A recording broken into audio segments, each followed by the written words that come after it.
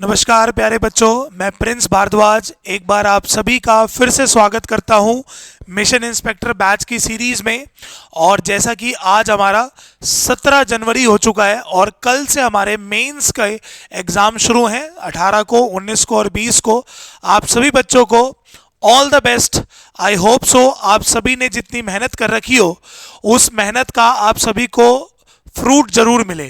कहने का मतलब ये कि अगर आपने उस हिसाब से मेहनत कर रखी है कि आप एक इंस्पेक्टर बन सकते हो, तभी मैंने इसका नाम मिशन इंस्पेक्टर रखा था जब आपके प्री के एग्जाम शुरू हुए थे सितंबर से भी पहले। अगर आपको याद होगा जुलाई के आसपास, 1 जुलाई को आई थिंक शुरू करा था मैंने। ठीक है, तो कहने का मतलब ये कि आप सभी ने जितनी मेहनत कर रखी है उसका आप लोगों को फुलफिलमेंट जरूर मिले। मेरी सभी के साथ बिल्कुल अच्छे से, बिल्कुल दिल से विशेष है ताकि आप लोग जिंदगी में और आगे बढ़िए। और जिनका सीपीओ का मेंस का पेपर होगा वो बच्चे अपनी प्रिपरेशन में थोड़ी सी भी कमी ना करें, अपनी पढ़ाई कंटिन्यू रखें। और जिन बच्चों ने पिछले साल यानी कि 2024 की शुरुआत में डीएसएसबी के नॉन टीचिंग के जो फॉर्म्स भरे थे उन सभी के एग्जाम्स होपफुली मार्च में हो सकते हैं, इसलिए आप वो भी पढ़ाई को कंटिन्यू रखिए। एक बार आप सभी को फिर से all the very best of luck from Sigma Gurukul, जिन बच्चों का सीजीएल का मेंस का पेपर होने जा रहा है। चलिए बाकी बैक टू द वर्क।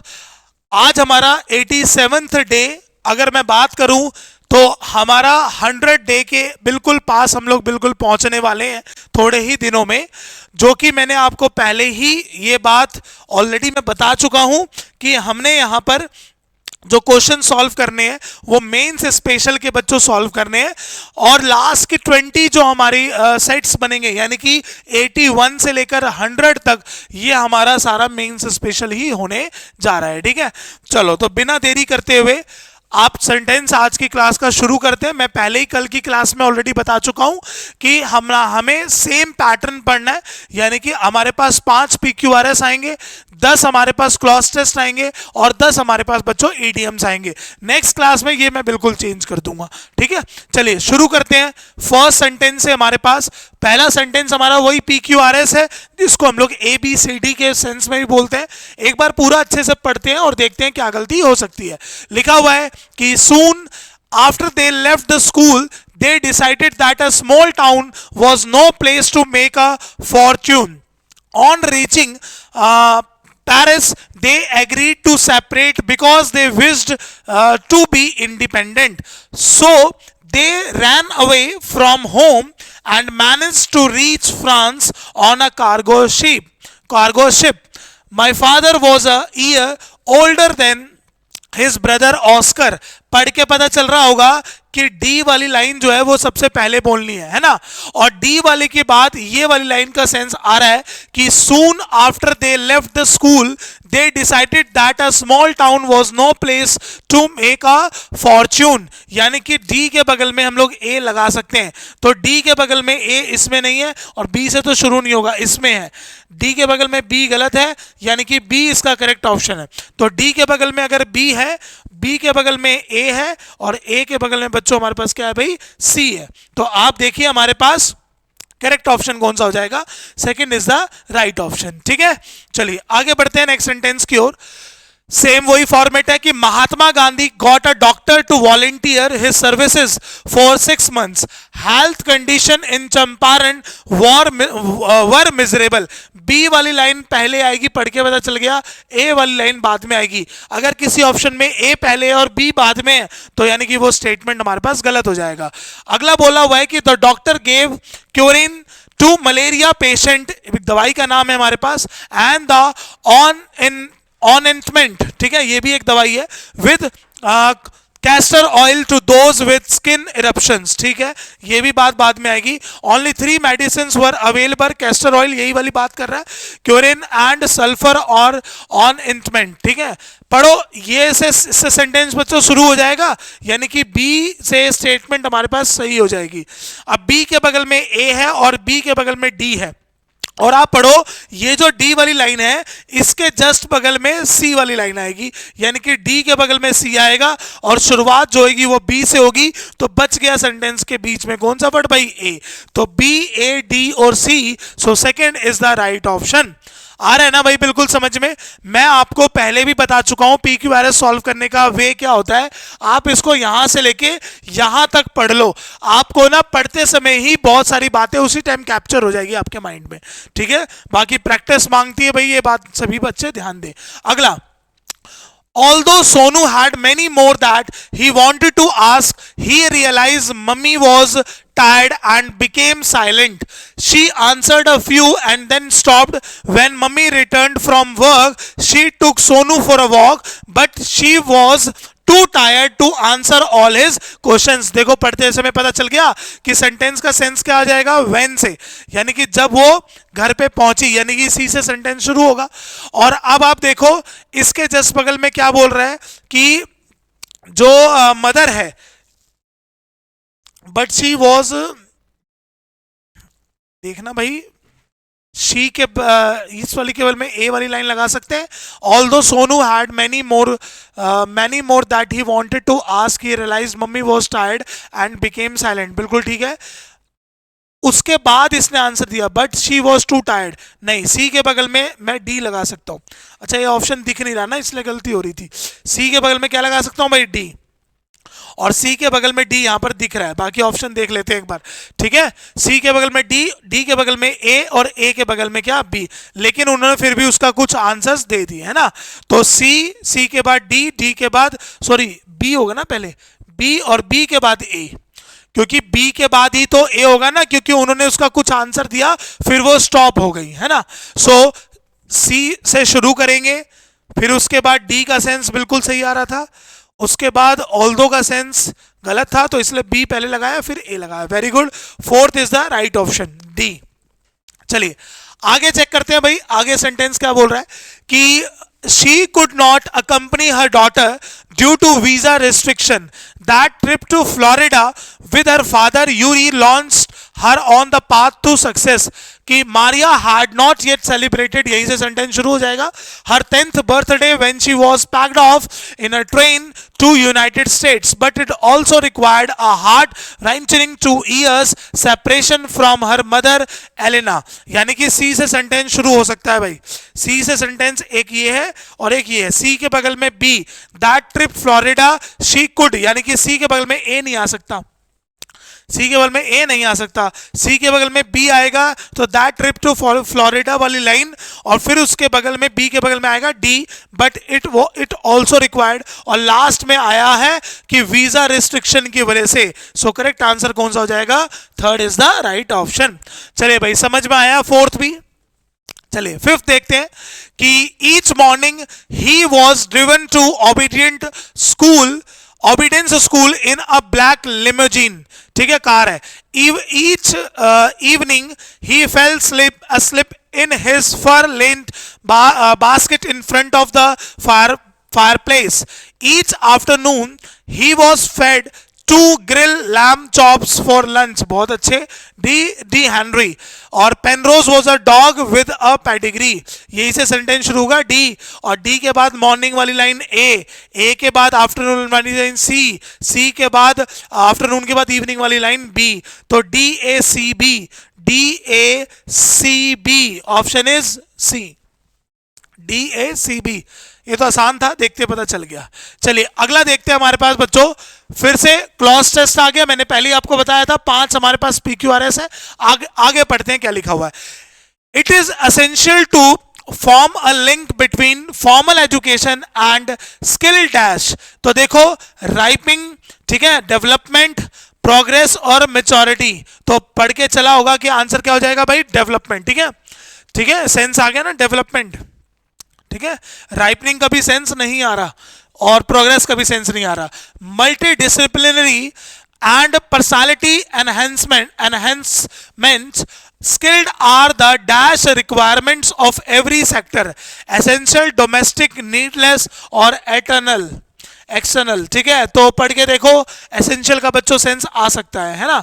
उसके बाद many reforms are being dash in higher education, settled, introduced आ रहा है बिल्कुल, are introduced in higher education to correlate relates academics to the dash of various service sector, need, duty, charge और urgency, तो need है ना, need का sense आ रहा है यहाँ पर। और innovative models can help to dash the varied needs of skilled and unskilled labor, met, meeting, meets और meet, तो टू के बाद वर्ब की फर्स्ट फॉर्म आती है, हम सबको पता है, तो आंसर इज डी। हो गया भाई, आंसर इज डी। चलिए आगे बढ़ते हैं। 11 सेंटेंस अलग है, सेंटेंस मतलब इस बार पैसेज जो है वो बच्चों अलग है। लिखा हुआ है everything in Bhutan in chemical free, आपको पता होना चाहिए भूटान बहुत अच्छा देश है इस मामले में। All fruits and vegetables are dash organically, are dash grown, verb की थर्ड फॉर्म आ सकती है ना आर के बगल में। So whatever you buy is farm produced, अगले में देखते हैं। Farm produce, locally, nearby, closely और नियरली, तो लोकली कुछ भी चीज आप आसपास में खरीदोगे वो सारी चीज वही बनाते हैं। As the dash of the population indulge in farming, तो कॉमन, मास, मेजॉरिटी और कम्युनिटी, तो मेजॉरिटी है ना, कि जो मोस्टली लोग हैं वहां के वो फार्मिंग करते हैं। फोर डैश, ठीक है, न्यूट्रिशन, सस्टेनेंस और कॉन्वर्सेशन और प्रोविजन। सस्टेनेंस का सेंस आ रहा है ना, हाँ जीविका है ना, sustenance. Says my taxi driver Karma Chimi, when we use turmeric on wounds also to dry dash, ठीक है, तो कवरिंग आर्टिस, फैशंस और गारमेंट्स, आर्टिस कपड़े हो गए, गारमेंट्स का ही पार्ट हो गया है, यानी कि जो वहां पर फार्मिंग होती है ना उसमें वो सारी चीजें जो यूज करते हैं वो गारमेंट्स में भी यूज करते हैं। ठीक है, आगे बोल रहे हैं, अच्छा यहीं तक था ना। And it is added extensively in our cooking, also many believe it is anti cancer and can treat tumours, ठीक है ना, ट्यूमर्स, ठीक है ना, हाँ बिल्कुल सही है। यहां पर जितने भी कैंसर है, ट्यूमर्स है, इन सब की बात करते हैं। और वैसे भी भूटान बहुत अच्छी जगह है, कभी आपको समय मिले तो घूम के आना। ठीक है, अगला है बच्चों हमारा फिर से 10 जो हैं वो इडियम्स एंड फ्रेजेस मिलेंगे। मैं आपको सबका मीनिंग एक एक करके बता रहा हूं, आप सबको देखते रहना। लिखा हुआ है एट द 11th आवर, इसका मतलब होता है बिल्कुल अंत के करीब, बिल्कुल होता है ना कि टाइम जो है वो बिल्कुल होने वाला है, तो उसको बोला जाता है। तो आप पढ़िए, सी ऑप्शन में लिखा हुआ है at the very last minute, बिल्कुल अंत आने के पॉइंट के लिए। अगला है हमारे पास a storm in a tea cup. आपने देखा होगा कुछ लोगों का जो गुस्सा होता है वो थोड़ी देर के लिए होता है, तो कहते हैं ना खाम खा का गुस्सा करना, तो अब बोला जाता है अ storm in a tea cup. देखो किसका सेंस आ सकता है, सी ऑप्शन पढ़िए, लिखा हुआ है लॉट ऑफ फस that will soon be forgotten, है ना, कि खाम खा की इतनी सारी आपने चीजें मैसअप करी और बाद में आप उस चीज को आराम से भुला देते हो, तो सी ऑप्शन इसका करेक्ट आंसर है। अगला pipe dream, pipe dream is just like a day dream, जब आप कोई भी असंभव चीज का ज्ञान ले लेते हो, बहुत असंभव चीज सोच लेते हो, तब पाइप ड्रीम का यूज करा जाता है। तो पढ़िए, सी ऑप्शन में लिखा हुआ है अनलाइकली टू हैपन, जिसके होने की चांसेस बहुत ही कम होते हैं। अगला हरकुलियन टास्क, बहुत बार सिखा चुका हूं, हरकुलियन टास्क वो होता है जिसमें बहुत ज्यादा लेबर लगता है, बहुत ज्यादा स्ट्रेंथ लगती है, बहुत ज्यादा फिजिकल फिटनेस लगती है ना, जैसे आपने जो मजदूर वगैरह के काम देखे होंगे उसमें बहुत ज्यादा स्ट्रेंथ लगती है। तो पढ़ो, डी ऑप्शन में लिखा हुआ है फिजिकल स्ट्रेंथ, एक ऐसी जॉब जो क्या रिक्वायर करती है, बहुत ज्यादा फिजिकल स्ट्रेंथ। अगला spick and span, spick and span का मतलब होता है बहुत साफ सुथरा, कभी कभी कोई चीज नीट एंड क्लीन के सेंस में होता है। पढ़िए कौन सा ऑप्शन है, डी, नीट एंड क्लीन, साफ साफ लिखा हुआ है। अगला गो easy on something, go easy and something का मतलब वैसे मतलब होता है बच्चों कि जब आप किसी को जेंटल वे में किसी को ट्रीटमेंट देते हो, जेंटल वे में ट्रीटमेंट का मतलब होता है कि जब आप अपने पास कोई चीज को कम रख लेते हो और सामने वाले को जब कोई चीज ज्यादा दे देते हो, तब वहां पर बोला जाता है गो इजी ऑन समथिंग। तो आप पढ़ो, इसमें ऑप्शन हो गया बी वाला कि use only a small amount of, आपने कम यूज करा और किसी और को ज्यादा यूज करने दिया। तो अगला है PAT on the back, PAT on the back का मतलब होता है बच्चों किसी को कॉन्ग्रेचुलेशन करना या किसी को की प्रशंसा करना, किसी को प्रेज करना। तो पढ़िए अप्रूवल और प्रेज बी ऑप्शन में साफ साफ लिखा गया है। आगे बढ़ते हैं, लिखा है वाइल्ड गूस चेस। कितनी बार मैंने आपको सिखाया है, जिसका मीनिंग होता है खाम खा की मेहनत, खाम खा का होता है एफर्ट, तब बोला जाता है। तो पढ़िए सी ऑप्शन लिखा हुआ है अ वर्थलेस हंट और चेस। ठीक है, आगे देखते हैं a kick in the teeth. A kick in the teeth का मतलब बच्चों हो गया कि किस टाइप के सेंस में दे सकते हैं हिंदी में इसको।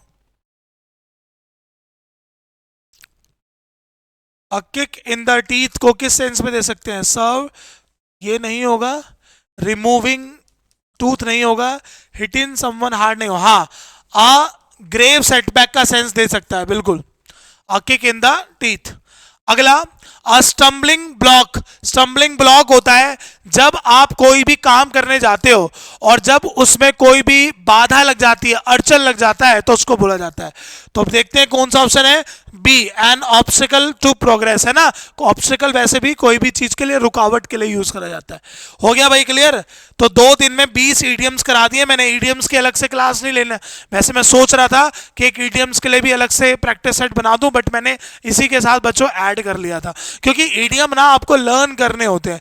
जितना आप जनरली आप उसको यूज करोगे ना, उतने आपकी ईडियम्स जो है वो सही होने लग जाएंगे। ठीक है, चलिए बाकी फिर से आप सभी जो बच्चे सीजीएल का मेंस का एग्जाम देने जा रहे हैं उन सभी को बेस्ट ऑफ लक। आप ईमानदारी से अपना एग्जाम दीजिएगा, पेशेंस के साथ अपना एग्जाम दीजिएगा और जितना आता होगा उतना करिएगा, क्योंकि एक्यूरेसी का भी आपको ध्यान देना पड़ेगा। ठीक है, चलिए मिलते हैं नेक्स्ट क्लास में। जय हिंद, जय भारत, गुड नाइट एवरीवन।